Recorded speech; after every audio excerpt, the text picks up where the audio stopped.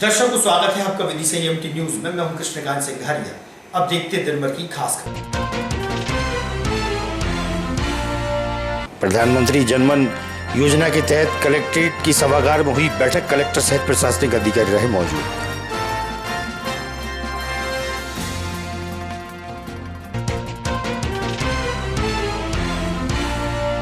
बीजा मंडल के विवाद के चलते मुस्लिम समाज के लोग पहुंचे कलेक्टर को ज्ञापन देने। आर्कियोलॉजिकल सर्वे ऑफ इंडिया द्वारा सर्वे को यथावत रखने की कही बात।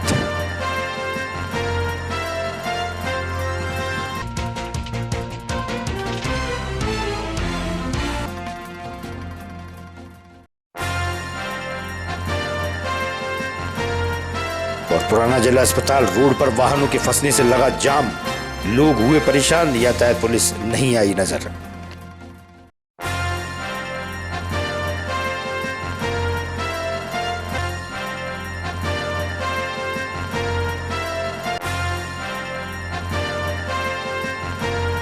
अब खबर विस्तार से। बीजा मंडल के विवाद के चलते मुस्लिम समाज के कुछ संगठनों ने कलेक्टर रोशन कुमार सिंह को ज्ञापन देकर बताया कि सन 1965 में हुई समझौता की स्थिति को यथावत रखने की मांग की गई है। बताया गया कि आर्कियोलॉजिकल सर्वे ऑफ इंडिया के सर्वे अनुसार नियम यथावत रखने की मांग हुई। 1965 से उस स्थान पर नमाज नहीं पड़ी है जहां साल में 2 बार नमाज अता करने का स्थान था। वहीं उन्होंने कहा कि सन 1965 से पहले यहाँ कोई मूर्तियां नहीं थी। ज्ञापन के बाद माहौल फिर से गरमाने की आशंका बन रही है। हाँ जी बताइए।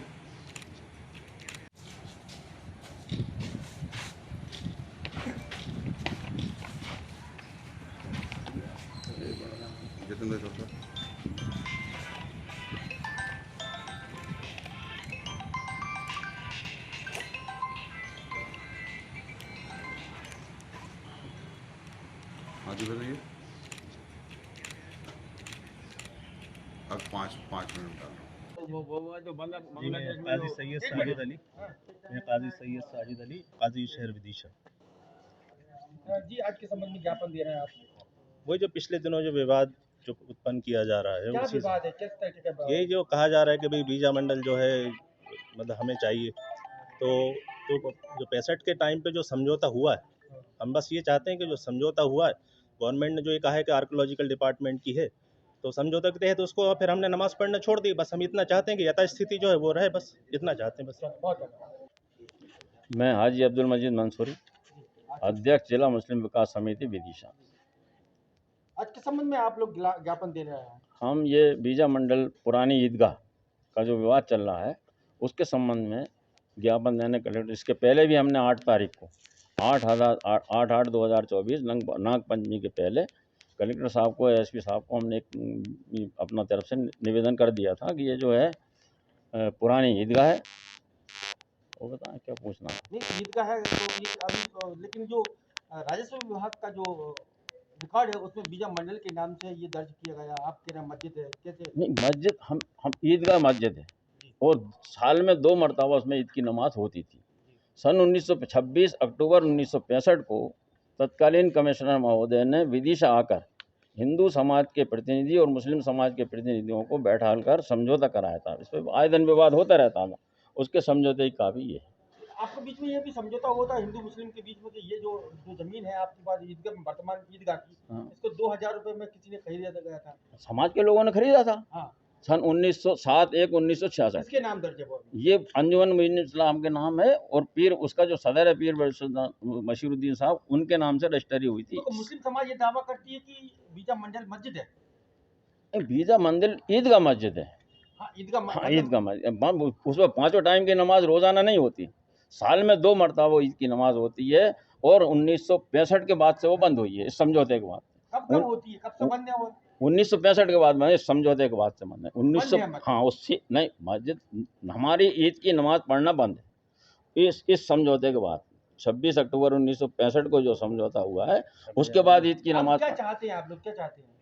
जता स्थिति चाहते हैं, जो समझौता हुआ है समझौते के तहत होना चाहिए। क्या स्थिति है? इसकी समझौते की स्थिति ये है कि इसमें ये लिखा हुआ है, मैं आपको पढ़ के सुना दूं। पढ़ के नहीं बताएं आप, क्या लिखा है? ये तो पढ़ूंगा जब तो भाई 20 सितंबर 16 सितंबर 1965 को विदिशा में हिंदू और मुसलमानों के प्रतिनिधियों से मिला था। कमिश्नर साहब मिले थे, जो उनकी कापी मिला था। जैसा कि आप जानते हैं, विदिशा में बीजा मंडल भारत सरकार के पुरातत्व विभाग के अधीन एक संरक्षित स्मारक है, और उसकी पूरी तरह हिफाजत करना कानून के तहत जरूरी है। साथ ही बीजा मंडल के मामले में काफ़ी दिनों से उलझने रही हैं, और वर्तमान राष्ट्रीय संकट को देखते हुए, ये कमिश्नर साहब ने बोला, संकट को देखते हुए ये जरूरी था कि यहाँ तक हो सके अपने देश में सांप्रदायिक तनाव के कारणों को दूर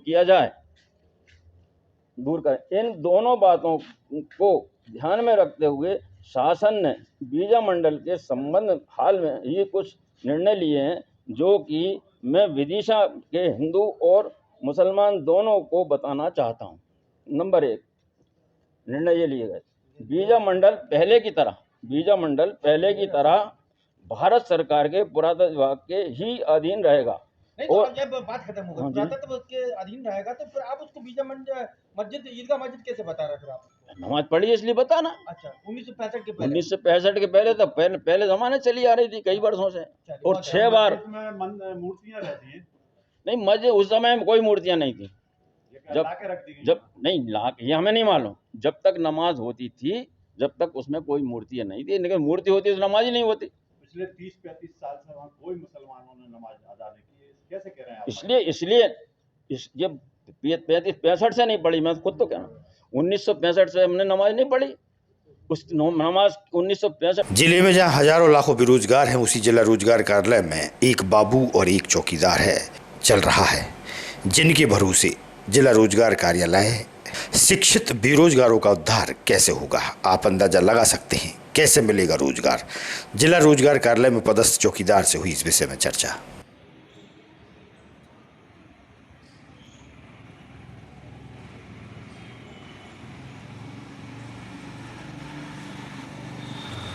नन्नू सिंह बघेल जी, कहाँ पर नौकरी करते हैं आप? रोजगार कार्यालय।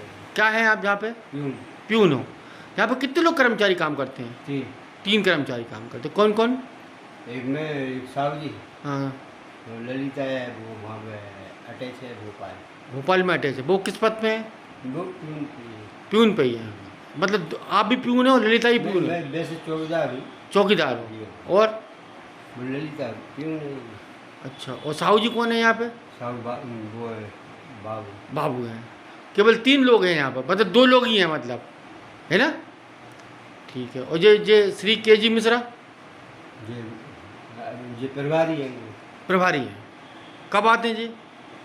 ये कोई जरूरी काम होता है आते हैं। जरूरी काम होता है आते हैं। कलेक्ट्रेट के सभागार में प्रधानमंत्री जनमन योजना के तहत कलेक्टर रोशन कुमार सिंह सहित प्रशासनिक अधिकारियों की उपस्थिति में महत्वपूर्ण बैठक आयोजित हुई।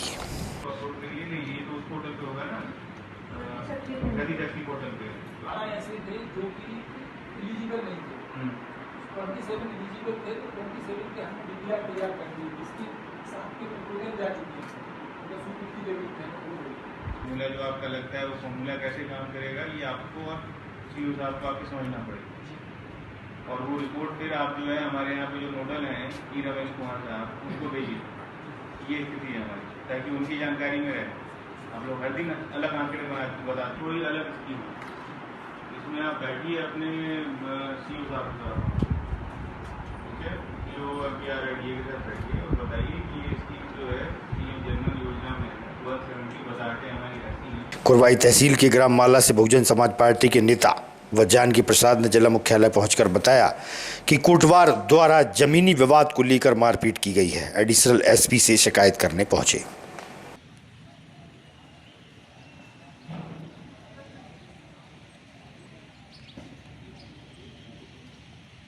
जानकी प्रसाद है। कहाँ रहते हैं आप? माला गांव रहते हैं, कुरवाई तहसील। जी, क्या समस्या है? समस्या ये है कि गांव का कोटवार खुमा नहरवार व उसके परिवार के लोग मेरे साथ मारपीट कर रहे हैं, झगड़ा करते हैं। और किस बात को लेकर? एक पुरानी रंजिश थी खेती को लेकर के, जो कितने बीघा की जमीन है? 7 बीघा जमीन थी, वो कौन सा पर्वत प्रजापति की थी। जो साथ में है, इसने उसको 2 साल के लिए ठेके पर दी थी, लेकिन वो कब्जा नहीं छोड़ रहा था, तो इसने ज़मीन मुझे दे दी थी, जिसका माननीय थाना प्रभारी महोदय ने पंचायत कर हमसे 2.5 लाख रुपए उसको दिलवा दिए थे मंदिर पर रख के। तो बात ख़त्म हो गई थी, लेकिन उसके लड़कों ने रंजिश को नहीं छोड़ा और दारू पीकर आए दिन हमारे घर के सामने झगड़ा करते हैं, गाली गलौज करते हैं। और अभी 21 तारीख को रात में 9:20 पे मेरे साथ 15-20 लोगों ने इकट्ठा आकर के हथियार लेकर के हमला। जबीउल्ला खान, क्या है आप? बहुजन समाज पार्टी का जिला अध्यक्ष। क्या समस्या है इनकी, क्या है? इनके साथ मारपीट करी थी, 4 बार हो गए इनके साथ, और FIR दर्ज किस बात भी को है। लेकर मारपीट हुई है? खेती का कोई खेत का मसला था इनका। क्या तो वो किससे मिले हैं आप यहाँ पे? एडिशनल SP साहब से। प्रवासी प्रजापति। कितनी जमीन थी आपकी? 7 बीघा। किसको दी थी आपने? संतोष एरवार को। कब दी थी? 2 साल पहले दी थी फिर क्या साहब। हुआ? वो छोड़ नहीं रहा था साहब। फिर उसके बाद क्या हुआ? वो मारपीट करता है साहब श्रीमान जी, और कब मार दे ये भी पता नहीं है। अभी किसको दी थी आपने जमीन? अभी जानकी प्रसाद को दी कब रही दी थी? कितने महीने पहले? अभी 2-3 महीने फिर पहले क्या दी। हुआ? वो लेकर नहीं छोड़ रहा, वो नहीं छोड़ रहा। जी। आज फिर क्या हुआ? उसके बाद क्या होता है? वो हमने मारपीट करता है और गाली गलौज करता है, और कब मार दे श्रीमान जी कोई पता नहीं है, कब मार दे वो। सनातन श्री हिंदू उत्सव समिति के अध्यक्ष पद हेतु नामांकन भरने की प्रक्रिया प्रारंभ हुई। शहर के नितिन माहेश्वरी उर्फ लाला द्वारा अपने समर्थकों के साथ नामांकन फार्म जमा किया गया। इस मौके पर नारायण सिंह कुशवाहा और तेजेंद्र सिंह उर्फ बन्नू द्वारा जानकारी दी गई।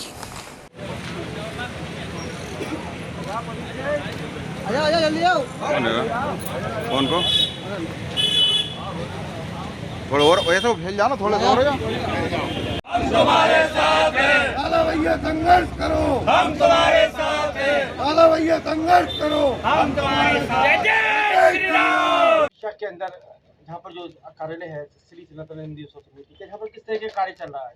आज सनातन श्री हिंदू उत्सव समिति के अध्यक्षों के निर्वाचन की प्रक्रिया शुरू हो गई। इसमें अध्यक्ष 12 बजे से 4 बजे तक फार्म भरने का काम है। आज लगभग कितने फार्म भरा चुके हैं? अभी तो एक फार्म भरा रहा, एक दो ले गए हैं। शाम को 4 बजे तक की प्रक्रिया है।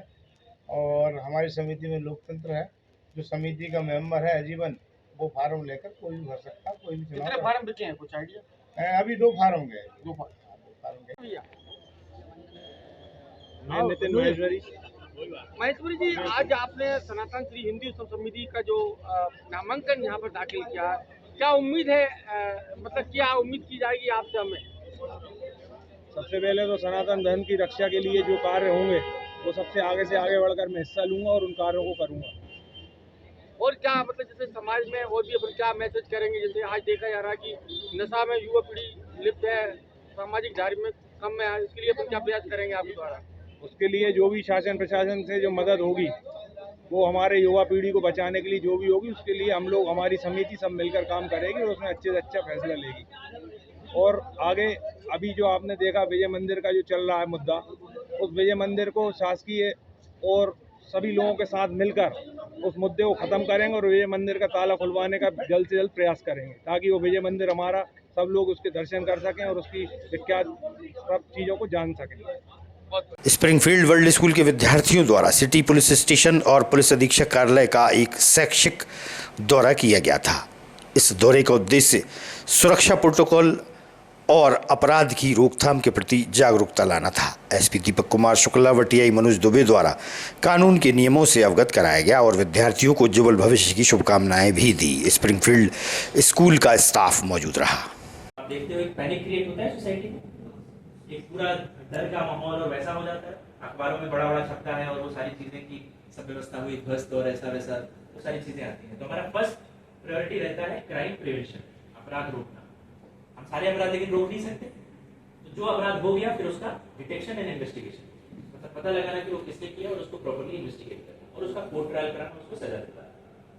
इसके बियॉन्ड हमारा बहुत इंपॉर्टेंट टास्क। सनातनी परंपरा अनुसार आज हर छठ की पूजा होती है। बाजार में हर छठ की सामग्री खरीदने धर्म प्रेमी महिलाएं गईं। उन्होंने त्यौहार के महत्व पर प्रकाश डाला।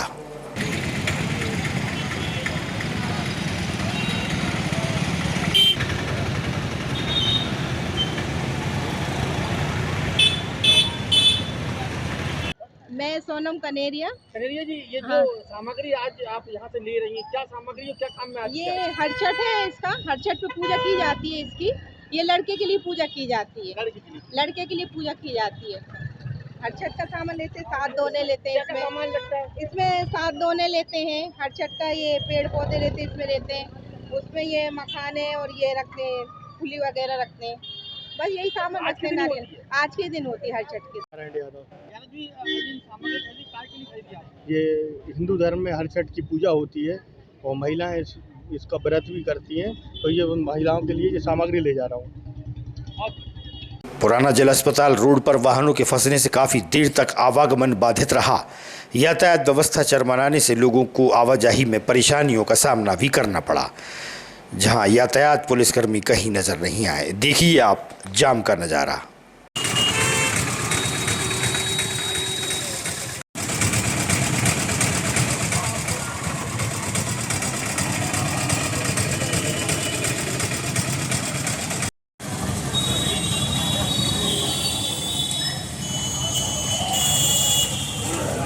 इस्कॉन विदिशा अंतर्राष्ट्रीय कृष्ण भावनामृत संघ द्वारा श्री कृष्ण जन्माष्टमी महोत्सव 26 अगस्त को रविंद्रनाथ टैगोर भवन में धूमधाम से भक्तिभावपूर्ण तरीके से मनाया जाएगा, जिसमें शहर के धर्म प्रेमी शामिल होंगे।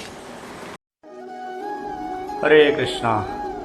भगवद गीता में कृष्ण कहते हैं, यदा यदा हि धर्मस्य ग्लानिर्भवति भारतः अभ्युत्थानम धर्मस्य तदात्मानं सृजाम्यहम् परित्राणाय साधूनां विनाशाय च दुष्कृतां धर्म संस्थापनार्थाय संभवामि युगे युगे। यहाँ गीता में भगवान कृष्ण अर्जुन को कह रहे कि हे अर्जुन, जब जब धर्म की ग्लानि होती है या धर्म को ग्लानि आती है और अधर्म की वृद्धि होती है, तब तब मैं युगों युगों में धर्म की स्थापना करने के लिए अवतरित होता हूँ। ऐसा ही भगवान का ये जो अवतरण का दिवस, जिसको हम जन्माष्टमी के रूप में मनाते हैं, वो 26 अगस्त को सारे दुनिया भर के इस्कॉन मंदिरों में मनाया जा रहा है। मैं आप सभी को भी श्री कृष्ण जन्माष्टमी की हार्दिक शुभकामना देता हूँ और इसमें सहयोग और साथ ही साथ सेवा करने के लिए आमंत्रित करता हूँ। हरे कृष्णा। हैप्पी जन्माष्टमी। आज की खबरों को देते हैं पर विराम। आगामी खबरों के लिए आप देखते रहिएगा विदिशा EMT न्यूज। नमस्कार।